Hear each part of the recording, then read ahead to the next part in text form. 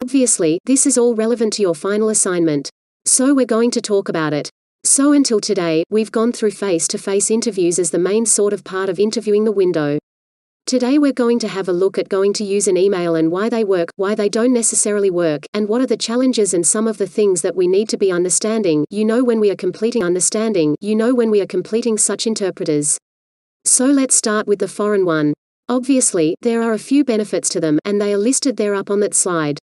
It's obviously less stressful for those of you who might be a little bit anxious about interviewing.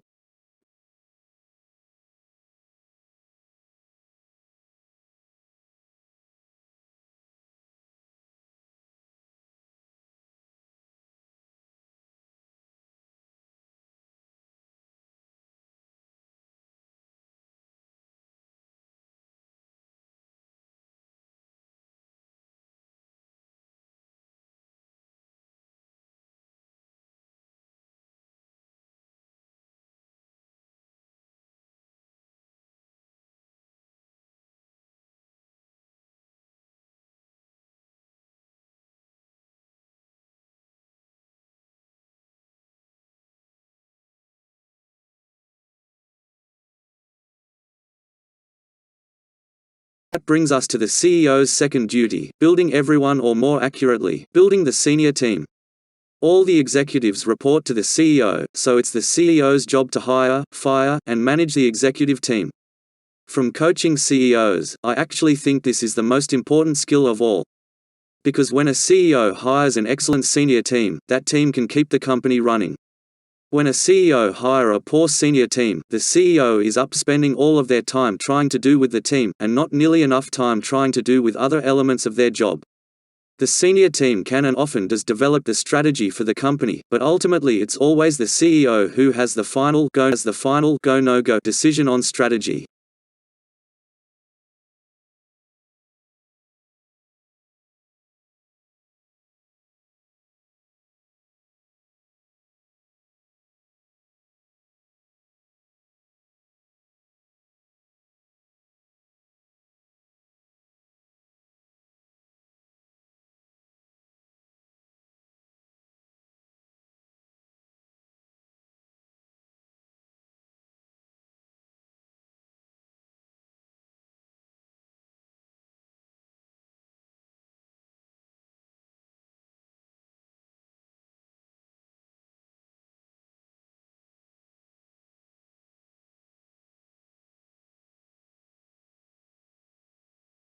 I think it's really important for young people not to feel restricted in their choices and also to be aware of the choices that are available to them, and obviously the media has an incredibly important role to play in that, in letting people know the great range of science that is out there and is potentially a career.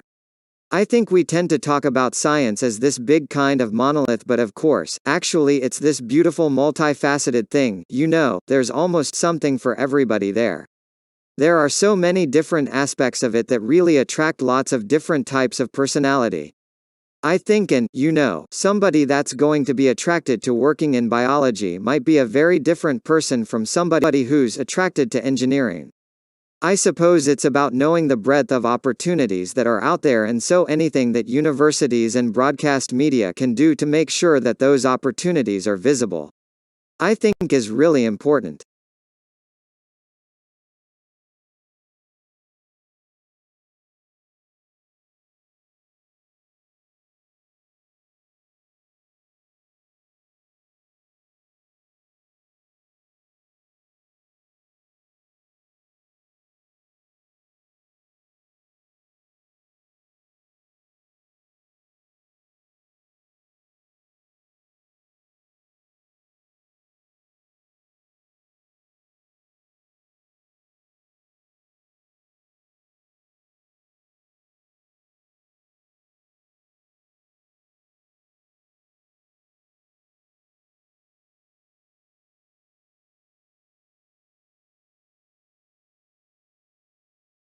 Again, I want to repeat that I don't blame libertarians for this state of affairs. My argument is really that they simply have nothing to offer us in this debate. When we talk about trying to get rid of the welfare policies that have enabled some of the breakdowns of the family, that is undoubtedly important, but I think we're beyond that at this point. The damage is so deep. deep. And it's kind of hard for me to envision a future without Social Security, for instance.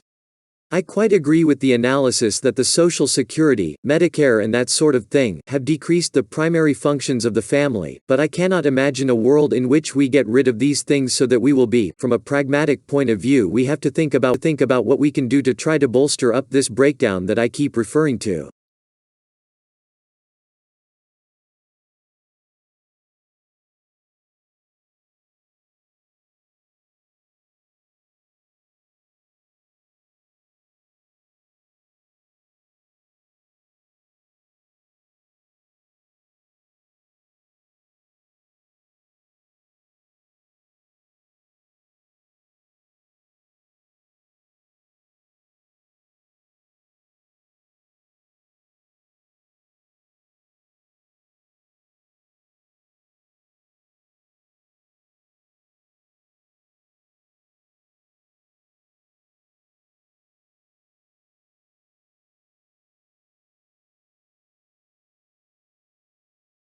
Now, because you're having all these cities and all these factories, people are going to move to these cities for work, and you're going to have a lot of different people from different areas in one particular small geographic location. So you're going to be seeing these people interact a lot more than you would in small rural areas. Also, you're going to have housing shortages, crime, lack of jobs, so there's a lot of things that you could observe and test and see. And this is what sociology really takes off as a science.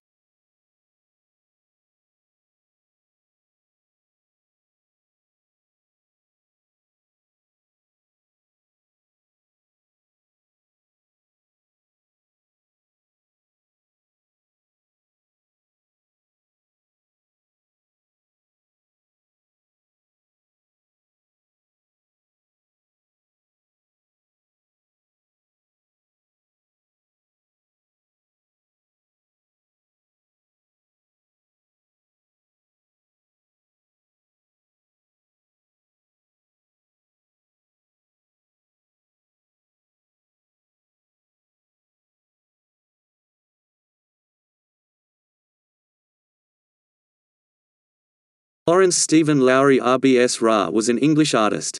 Many of his drawings and paintings depict Pendlebury, Lancashire, where he lived and worked for more than 40 years, and also Salford and its surrounding areas.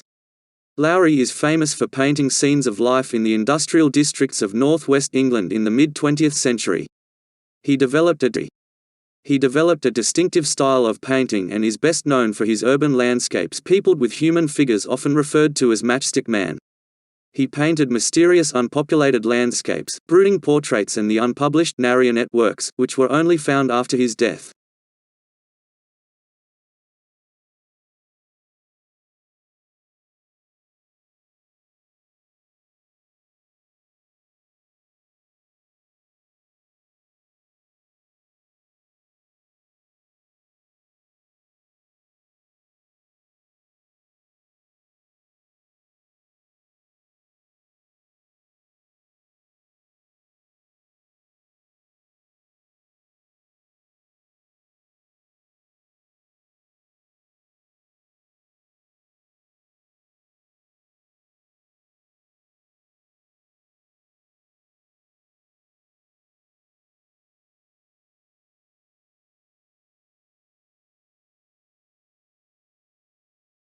Experimental psychological research is conducted in a lab under controlled conditions and attempts to rely solely on an application of research methods to understand behavior and mental processes.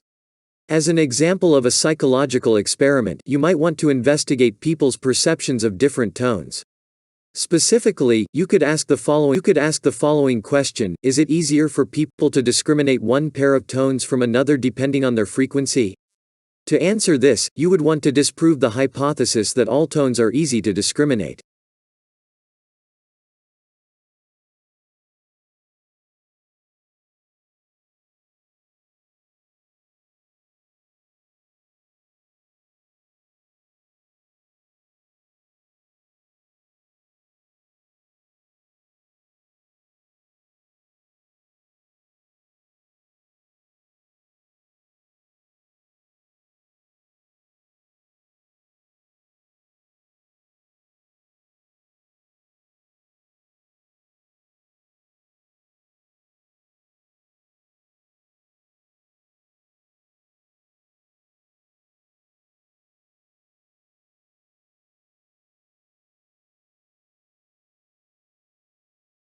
if you're, as a patient, approaching the clinic, you're visiting with your doctor, you've had, a specific set of lab tests, and you're wondering, do you have a particular diagnosis or not? Are you going to respond to a drug in a poorly or not? Or is this going to be have a secondary effect because of some other comorbidity you have?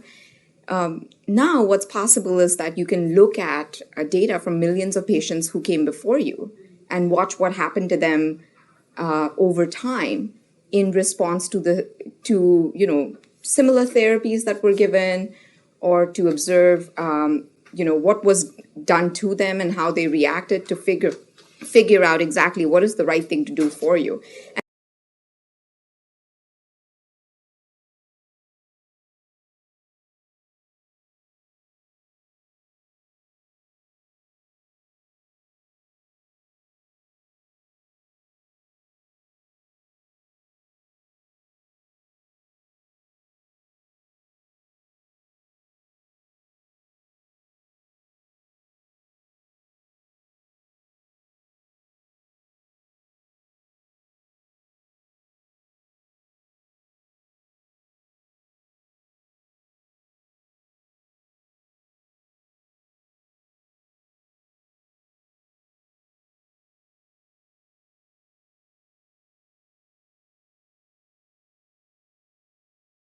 People were so afraid of using federal funds to sponsor the kind of research that a certain subset of the population would find objectionable. The government basically abrogated all responsibility in IVF research. They basically said, we're not going to use federal funds to support any research involving human embryos and fetuses. So what resulted from that was that IVF still continued to be investigated, but it became kind of a cowboy science. It was something that was funded by private people who were funding, just sort of the marketplace of fertility clinics, and there was no regulation. If there had been federal funds for research grants, then there would have been certain restrictions on federal funding, and also would have been an opportunity for the scientists to actually talk to each other. When people get NIH grants, they often have conferences and they have, some sort of public forum in which they describe some of the things they've been learning. But this put everything sort of under the radar and back into the private marketplace, which was not necessarily good for this kind of research.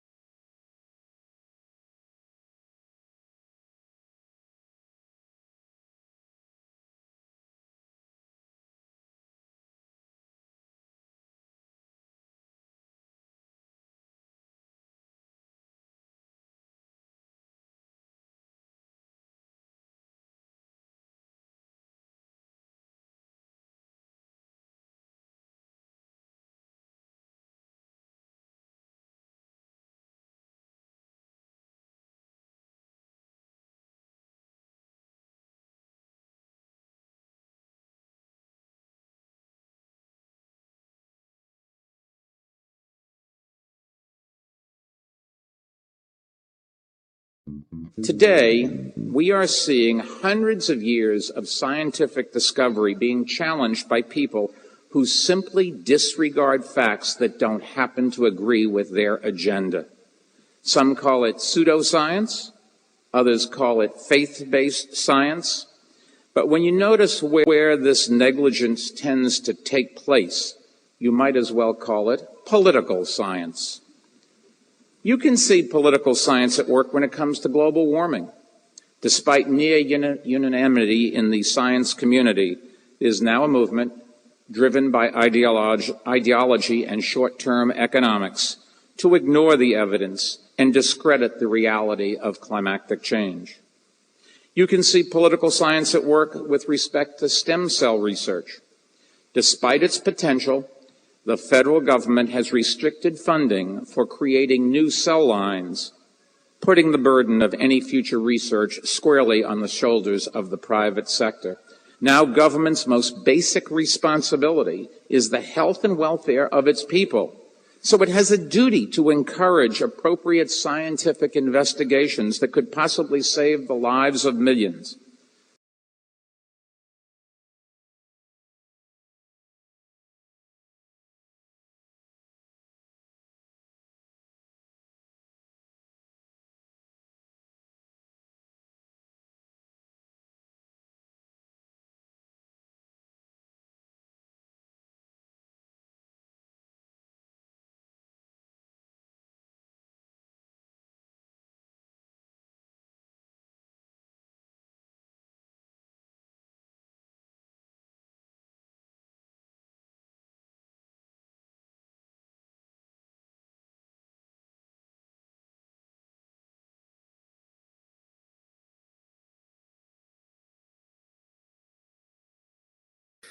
I think imagination deserves to come back to the forefront of research and concern in psychology and philosophy, and I would say even in neuroscience. It fell out of the picture because of the rise of behaviorism. The mind sort of fell out of the picture because we thought, well, we can only study behaviors of animals and humans, and we can't know what's happening in the mind. So it disappeared. But then when the mind came back during the cognitive revolution, it came back on the model of a computer. So computational mind, of course, very popular and did great things. I mean, thinking of the mind that way has been productive.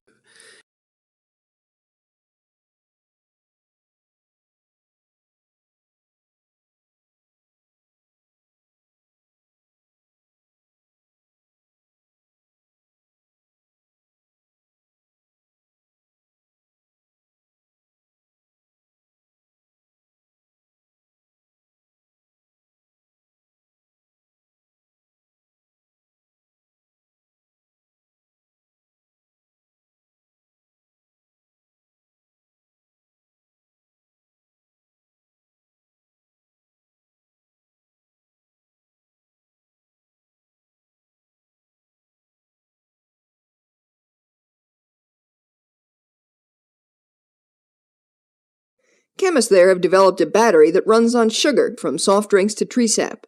Living things have been using sugar for fuel for over 1 billion years. Now scientists have taken a tip from biology and engineered batteries that contain enzymes that convert sugar into electricity. The researchers used their battery, which was about the size of a postage stamp, to run a handheld calculator, and they powered the thing using sweetened drink mixes, tree sap, even plain old sugar water. Soda works too, but it has to be flat because carbonation doesn't help. In addition to providing juice for cell phones, MP3 players, and of course, calculators, sugar batteries could allow soldiers to charge their electronics on the battlefield, a possibility that interested the Defense Department enough to fund the studies.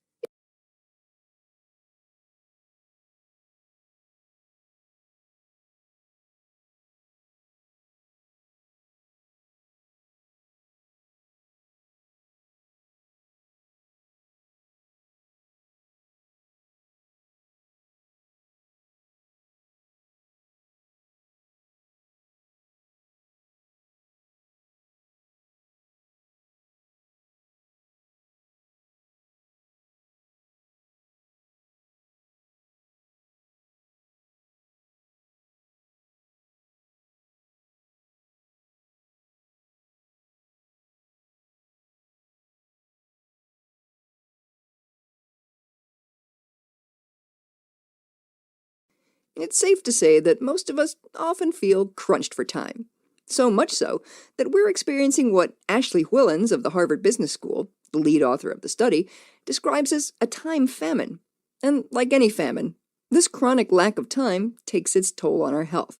Well, if time is money, Whillans and her team wondered whether money that's used to buy time could offer some relief, like paying someone else to clean the house, mow the lawn, or deliver the groceries. To find out, the researchers asked more than 6,000 people from the US, Canada, Denmark, and the Netherlands to rate their overall satisfaction with life, and to estimate how much money they lay out each month to outsource unenjoyable daily tasks or otherwise purchase some time off. And they found that respondents who willingly swap funds for free time also report feeling more content, regardless of their income or how many hours they work each week.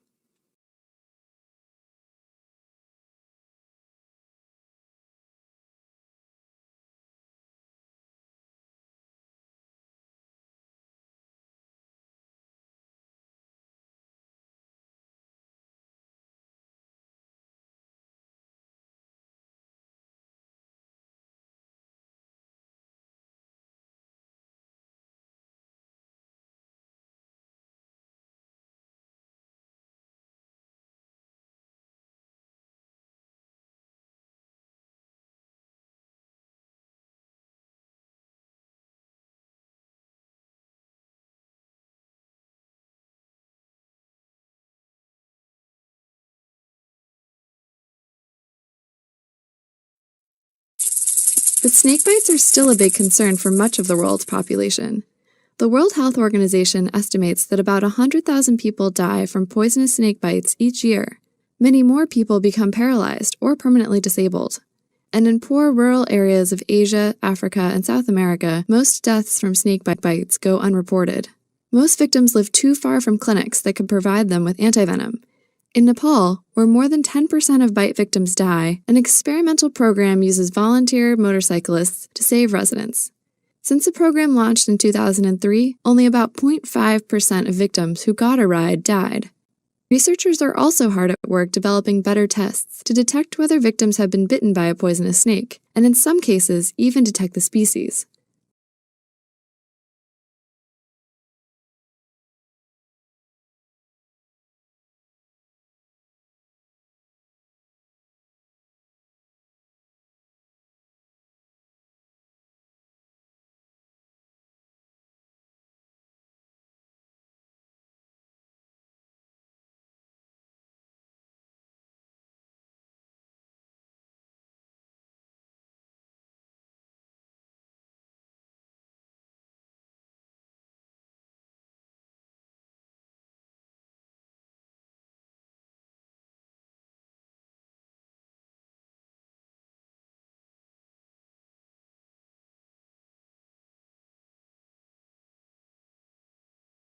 These crafty caterpillars trick ants into feeding them by mimicking the sound of their queen. Ants are social creatures whose colonies contain a queen ant and hordes of worker ants who feed the queen and take care of all her young. Blue butterfly caterpillars have come up with clever ways to exploit that system. These parasitic caterpillars take up residence in the nests of red ants, and they mooch free meals in part by waggling their heads to beg for food like all the other ant grubs. But that's not all. Scientists using sophisticated recording equipment were able to listen to the caterpillars chatter, and found that the interlopers imitated the sounds of an adult queen.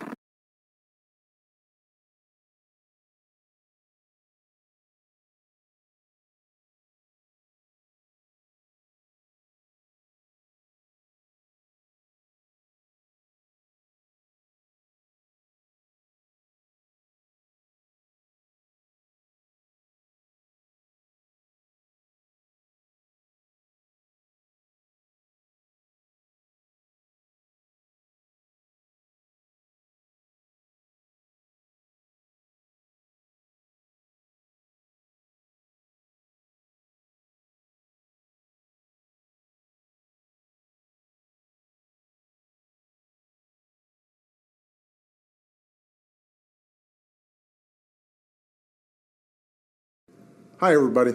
This weekend, we'll dedicate the newest American icon on our National Mall, the National Museum of African American History and Culture.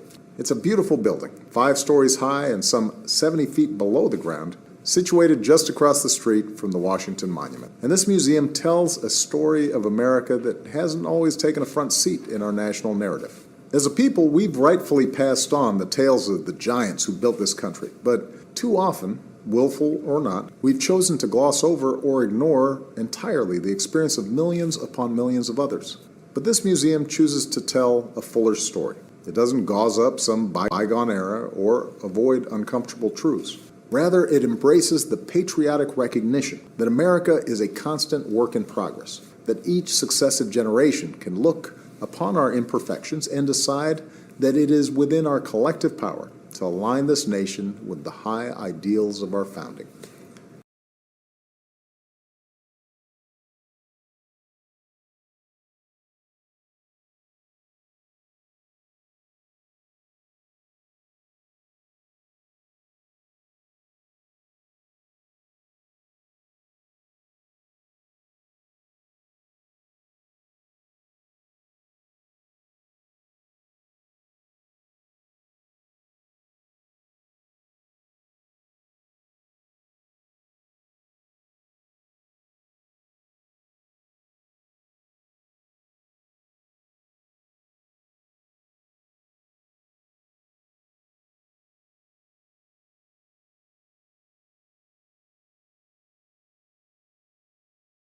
For centuries, astronomers have watched the storm spin across the giant world's face. But for planetary scientists, Jupiter's most distinctive mystery may be what's called the energy crisis of its upper atmosphere. How do temperatures average about as warm as Earth's, even though the enormous planet is more than 5 times further away from the Sun? All the Sun's giant planets display this energy crisis, and those in chilly orbits around other stars probably have it too.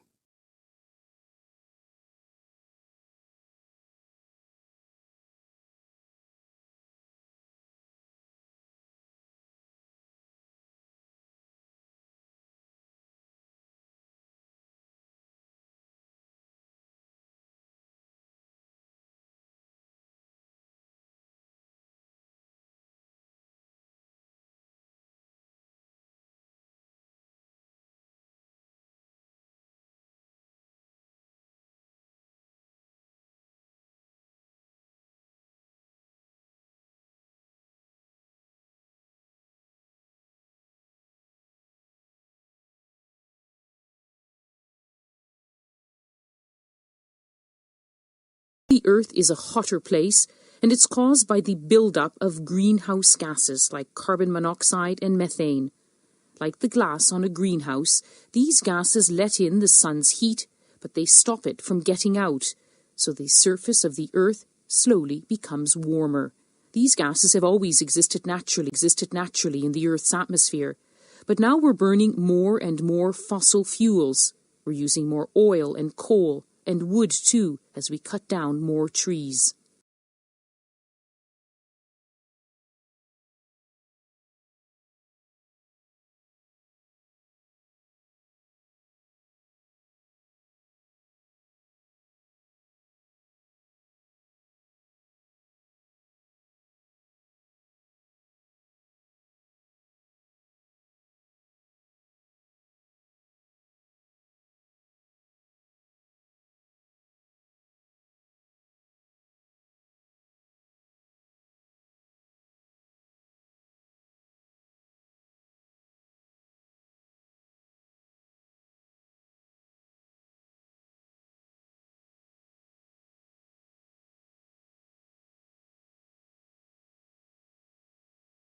The Philippines' financial position is described as depressing. That's a very big cause of concern. The value of their currency, the peso, has hit an all-time low against the American dollar, one of the world's strongest currencies. It means the peso has never been worth so little. On the markets, it's hit an all-time low. And it's not just the currency.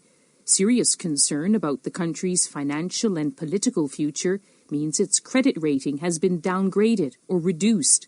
That sends a signal to the financial community that the Philippines is an unsafe place to do business.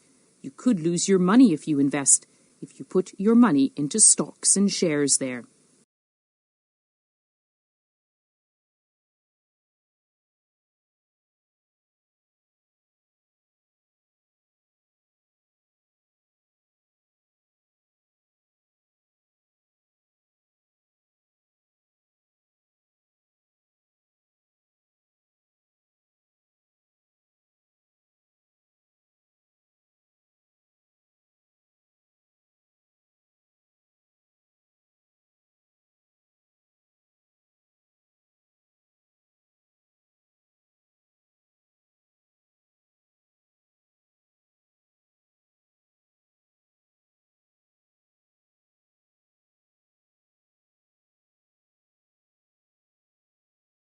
One manifestation of globalization is the spread of similar products around the world.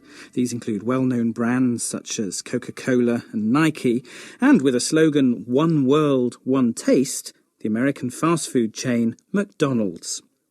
There are 30,000 restaurants in more than 120 countries, and McDonald's has become a symbol of the American way of life. But it seems that food tastes in the United States may be beginning to change. Research shows that people are eating fewer burgers and hot dogs and trying to eat healthier food.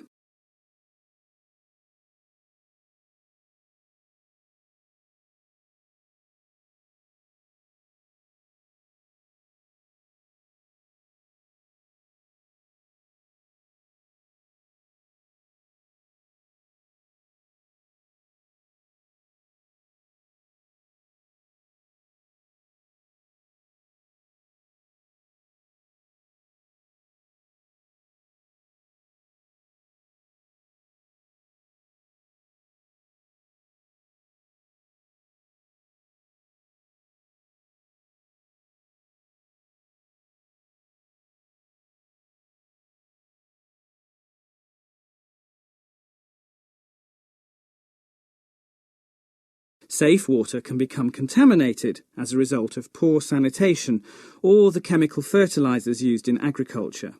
So how is it possible to ensure that people everywhere have access to the water they need? Well, one answer is to build dams. But of course, dams don't provide a straightforward solution. They may supply energy and fresh water to those who live nearby, but there's often a price to pay. In some cases, millions of people are forced to leave their homes before the area is flooded. In other cases, the people who live downstream may suddenly find themselves without the water they once enjoyed. When we bear in mind factors like these, we begin to understand how water issues can lead to political disagreement and other tensions.